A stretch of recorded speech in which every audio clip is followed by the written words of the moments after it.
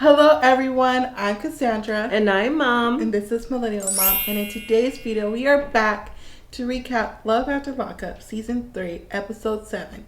Declined and Denied, or is it Denied and Declined? Either way. I wonder who they're talking about yet again. Let's get into the video.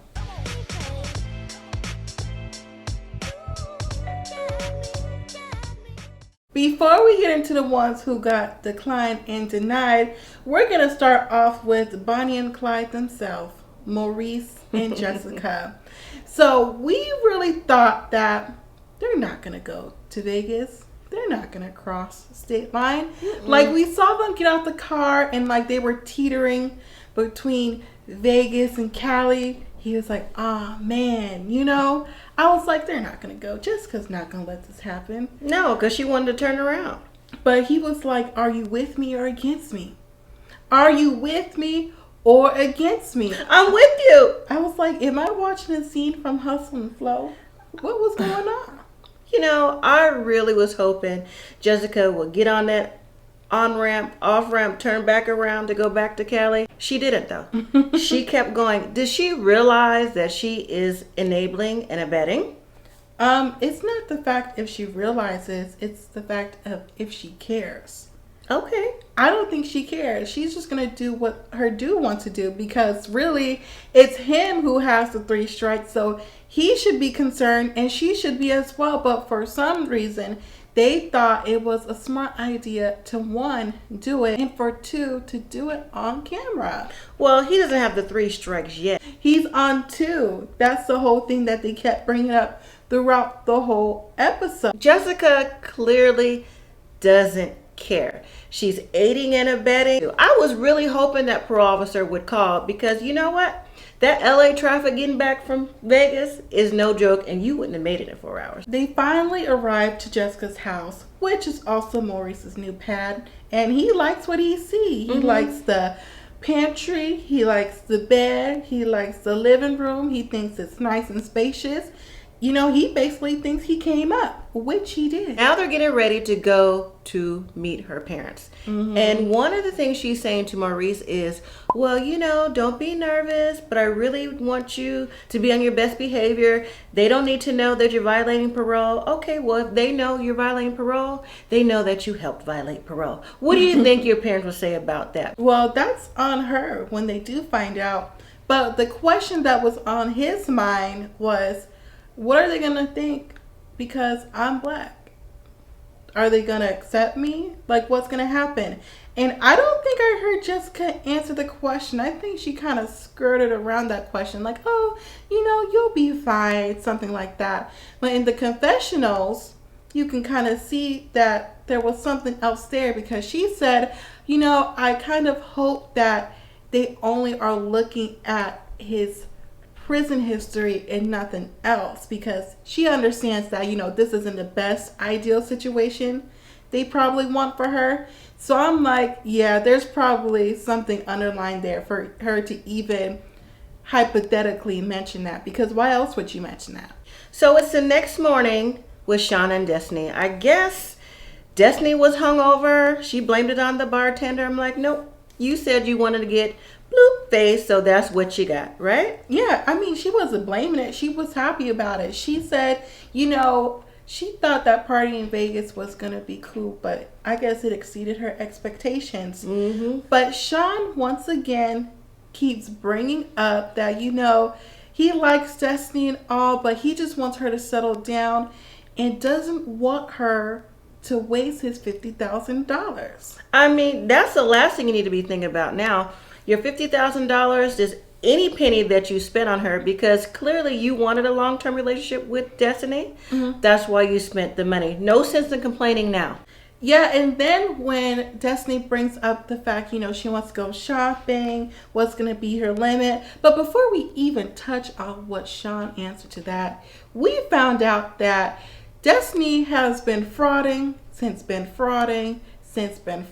with all those bank checks. She's, what was like over 500? 585. How is that possible? You know, maybe her and I'm like, John... you know? No, maybe her and John knew each other back because he was frauding too. Maybe, but Sean said, I'm only going to cap you out at $1,500 because, of course, once again, someone who wants another person to tell the truth all the time, he didn't tell the truth himself because he had to take out his 401k, and he's not balling like he tried to make it seem to Destiny. And Destiny's like, $1,500. What do you mean? I need like $3,000, $5,000. He's like, what? She's like, I'll make it up to you, you know. You think she will? He knows why she's there. He paid that money and he's still acting all surprised like, oh, why is she doing this? Why is she doing that? All she wants is the money. You knew that already. So why are you still complaining about something you already knew? So now Sean is leaving to go to work, and once he gets in his car, magically the phone rings, and it is Kelly, the mother of his 6 children. I don't think it was magically. He knew that his baby mom was trying to get in contact with him, but since Destiny is, you know, jealous or whatever she is because they still keep in contact, which I don't understand because they have children together, of course he was going to take it another time in the car. Don't you think they look alike? I do. I think Destiny is a younger version of what he wanted. Yep. Or what he claimed he wanted. But on the phone, he's asking, you know, how's the kids? She brings up the fact that one of his children wanted $40. She wanted to buy a game. I thought he was going to say no for a second. I did too for a second. They get into a conversation about Destiny and how are things going. He said, oh, things are going fine. And his kid's mom was like, you know what?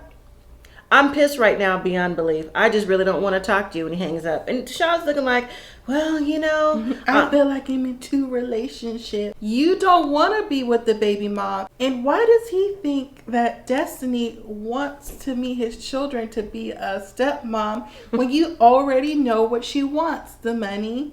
And that's it.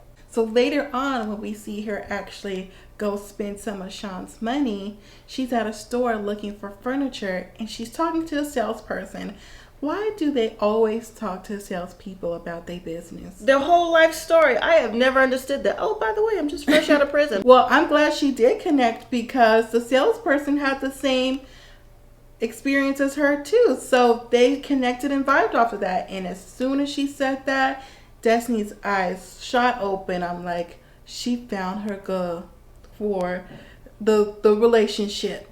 And she was like, so did you date girls in prison? She's like, yeah, I did.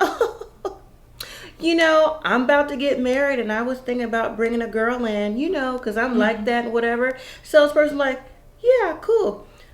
After all the conversation, Destiny invites her out for sushi. She accepts. On Sean's dime. And she was with it until she went to go pay for whatever she was paying for. The card was declined. And right then and there, I already knew she was like, camera or no camera, I'm not going out with no one whose card's declined. So Destiny's embarrassed, of course. Who wouldn't be? She called Sean, and Sean's like, I don't know what happened. We know what happened. We do know what happened. Sean don't have any more money. The card was declined and denied. And then we got to the most interesting part of the whole episode, I thought. I don't know about you, Mon. Quaylen and Chevelle. So first we see Quaylen. He is so excited to see his sister after 12 years. I was excited for him because you can see that they really missed each other. They were running up, hugging each other. But Chevelle goes, be here at 3. Be here at 3.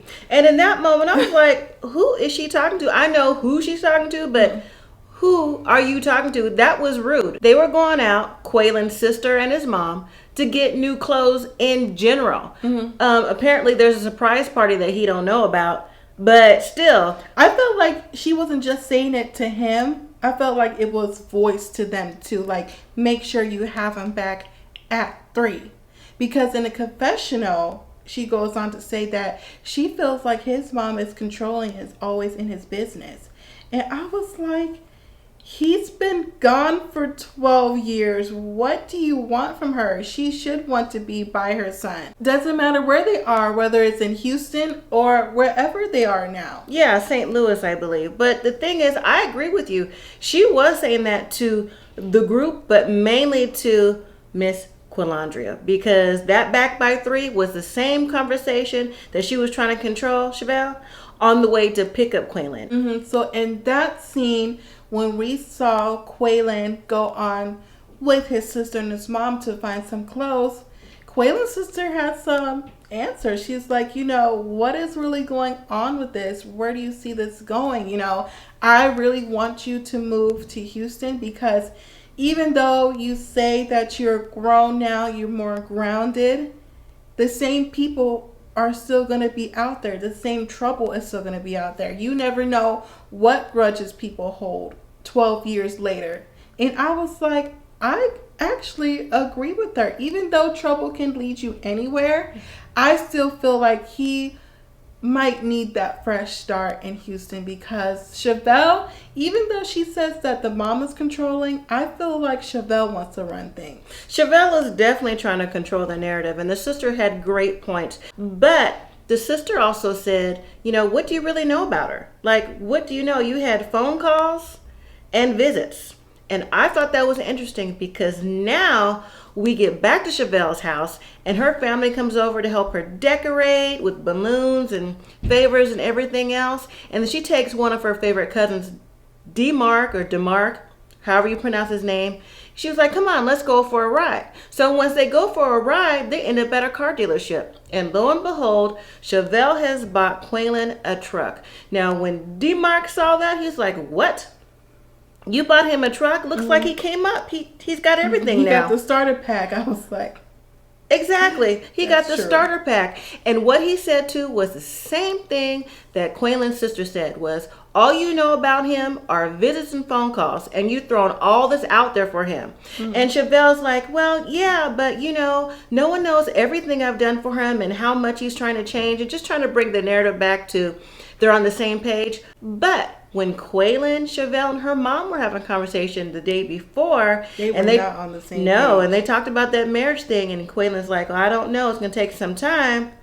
Didn't you think that you were going to be married in the first 3 months when he got out? But now you're like, it better be 6 months. So again, trying to control that narrative, I don't think it's going to work out for her. But DeMarc, boy, he was hot. He was on 10,000. I see why he would be mad, but he didn't need to be all the way up here mad about it, because now you're mad at this dude. Well, yeah, he might try to be using her, but you don't know that for certain. So just give it a try, see where it goes, and go from there. Don't start off on the wrong foot with him. True. I don't think you should be upset with Quaylen. They have a brother-sister relationship, so I can see why his emotions were so high, because he's trying to protect her from a guy that's been in prison. You don't really know him, like no one really knows him. So I can see that, and so I give him a small pass for his emotions. So then we see Scott and Lindsay, and we see Scott ironing his shirt on the countertop in his body yaddy and his skinny jeans. I was like, okay, show off, Scott. Show off. But he gets a call from Lindsay, and we found out what happened, why she didn't get on the plane to the halfway house, and how come she doesn't call that often. Lindsay was saying that she got in trouble with someone at the prison who pulled her release, and she said she wasn't being smart with her. But I'm like, does a smart mouth really get your release pulled? Like, what did you really say, or were you really fighting on the low? Because she wasn't exactly forthcoming. Well, she said that she had a strike for fighting, but this time around, I guess she had a smart mouth, or so she claimed. She didn't have a smart mouth, so they pulled it. And I'm like, yeah, that's unfortunately what they do. So whatever unit she's in right now, she can only call once a month, and that sounds like she's in more trouble than having a smart mouth. So Scott was like, so when are you going to come home? Like, when's your next release date? She don't know. And when she didn't answer when she could come home, so the next thing Scott said was, so, do you need money? Of course. She's like, yeah, I still have a little bit, but you can always send more. Love you, bye. I was like, wow, that's all it takes, huh? I wonder how much he sends her, since it's only one phone call a month. Who knows? Enough to get her by, I guess. Y'all, we finally got to our last couple that I have been waiting to see for 6 episodes. Heather and Dylan. So we see Heather at the sex shop because she's going to look all good for her man in her body yaddy. I'm taking that word from Tyrese. I never heard that word before. Throwback. So I guess she's on the phone with him and he said, you know, just barely anything, look good. So when we finally get to see him, I don't know about you guys or Mom, but every picture that we saw of him was someone different. It looked like him with different hairstyles, just depending on like what mugshot it was. Like if it was a mugshot where it looked like maybe he shouldn't have that many mugshots anyways. Well, I think I counted 13. But that's neither here nor there. We find out that Heather met Dylan at a party 5 years ago. And not so soon after they met, Dylan got arrested because he ended up selling a narcotic to an undercover police officer.